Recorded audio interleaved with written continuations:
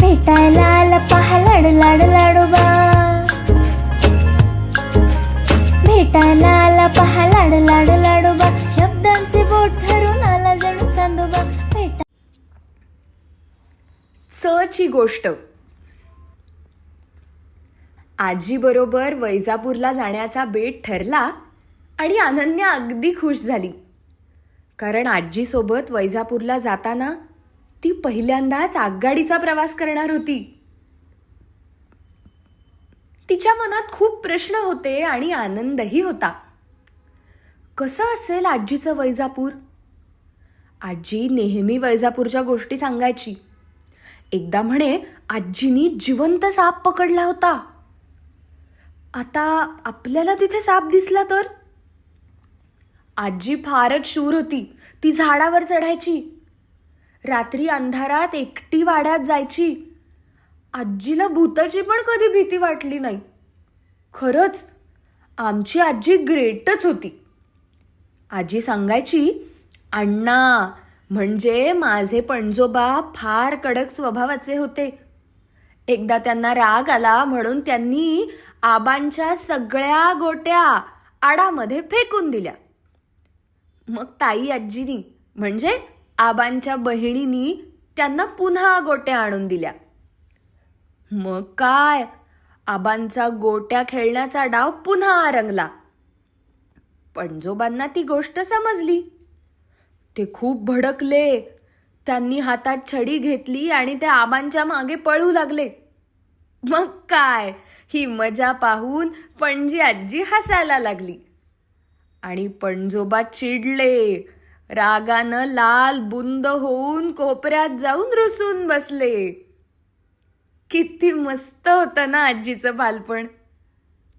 आम्ही आजीला रोज नवीन काहीतरी सांग असा हट्टच करायचो आणि मग ती प्रत्येक वेळी वैजापूरची गोष्ट सांगायची.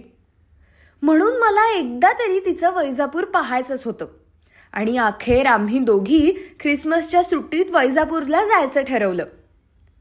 आजीमुळे अनन्याची ती इच्छा पूर्ण होणार होती. झालं, चांगला 8 दिवसाचा मुक्काम होणार होता. अनन्याच्या कपड्यांची एक सॅक ती पाठीवर घेणार होती आणि आजीकडे तिची बॅग असणार होती. पण एक प्रश्न होता, सावित्रीचं काय करायचं? अनन्याच्या मांजरीचं नाव सावित्री होतं. त्या दोघींना एकमेकींची इतकी सवय झाली होती की काही विचारू नका. पण आजीने ठणकावून सांगितलं, हे पहा, यायचं तर ये माझ्या बरोबर, पण त्या मांजरीचे लाड मी काही पुरवणार नाही बरं का. अनन्याने नुसती मान डोलावली. तिची काय मजाल, गपगुमानती तयार झाली. त्या दोघी रेल्वे स्टेशनवर आल्या. थोड्या वेळात गाडी आली. प्रवासाला सुरुवात झाली. तेव्हा आजीच्या लक्षात आलं की अनन्याकडे एक छोटी बास्केट पण आहे. अरेच्चा, ही बास्केट कशी काय आणलीस? आजीनं विचारलं. आजी, मी माझ्यासाठी पिझ्झा घेतलाय, तू खाणार का ग? पिझ्झा? अगं लबाड, मी कधी खाते का ग पिझ्झा? आजी हसतच म्हणाली. आजी, मी तुझ्याशी खोटं बोलले ग, यात की नाही? सावित्री आहे, हो की नाही? आजी म्हणाली आणि त्या दोघी खूप हसल्या. अगं वेडाबाई, गुदमरेल ना ती. काढ, बाहेर काढ तिला. तिने पटकन रुमाल बाजूला केला आणि पाहिलं तर सावित्री अगदी गाढ झोपली होती. ऋताची ताई आजी प्रेमळ होती. शिवाय तिला सावित्री आणि अनन्याचं गुळपीट कसं आहे याची चांगलीच कल्पना होती. शाळा सोडली तर सावित्री सतत अनन्याच्या पायाशी घुटमळत असते.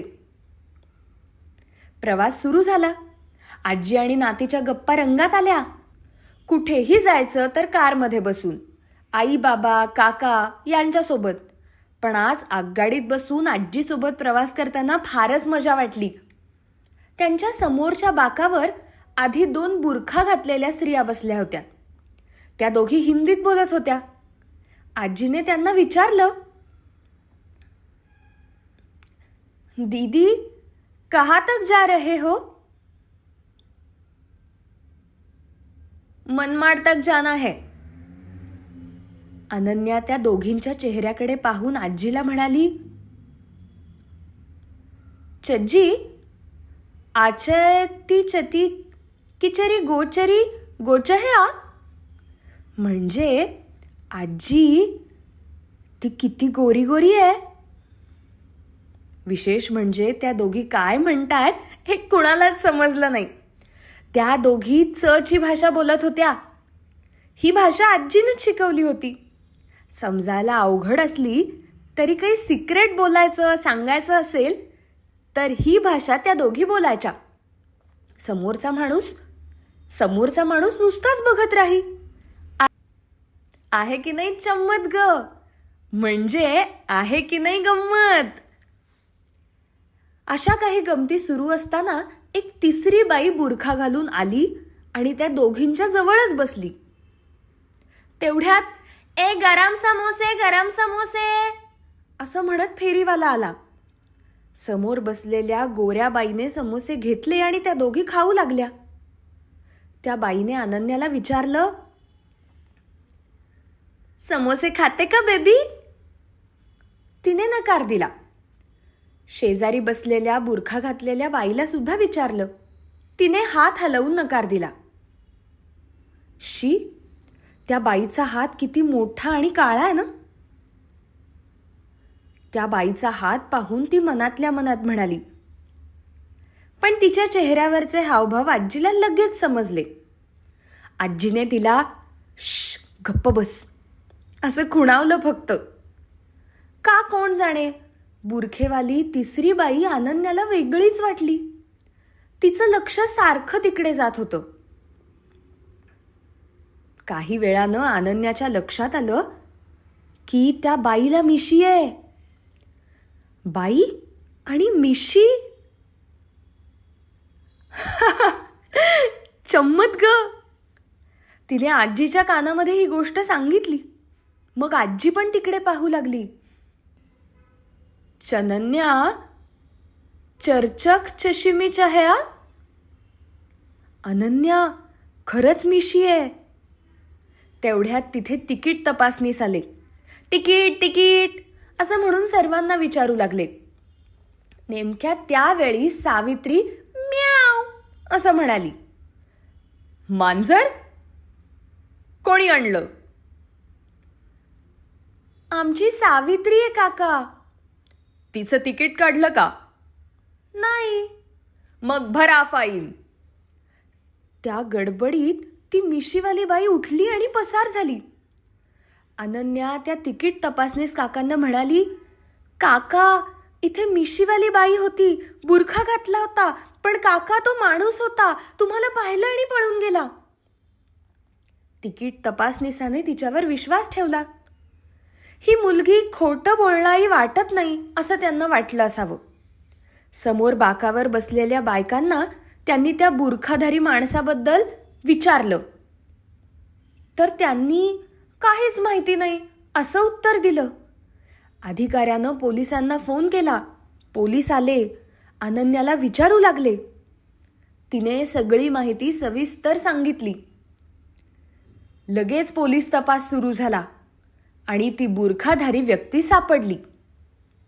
पोलीस आजीला म्हणाले, हुशार आहे हो तुमची नात. तिने आमची मदत केली आणि एका चोराला पकडून दिलं.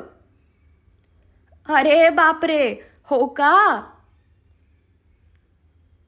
आजी म्हणाली, चजिया चबग चैमी चशारहूच आहे. काय म्हणते हो ही? पोलिसांनी विचारलं. ती म्हणते, आजी बघ मी हुशार आहे. अहो पण ही कुठली भाषा? ही आहे च ची भाषा. वा, आम्हाला शिकवतेस का? पोलीस म्हणाले. हो हो, मलाही शिकव. तिकीट तपासनीस पण म्हणाले, काका फुकट नाही शिकवणार. का ग? तुम्ही तरी सावित्रीला फुकट सोडाल का? त्यावर डब्यात बसलेले सगळेच हसले आणि अनन्याच्या पराक्रमाचं कौतुक करू लागले. आहे की नाही मजेदार गोष्ट?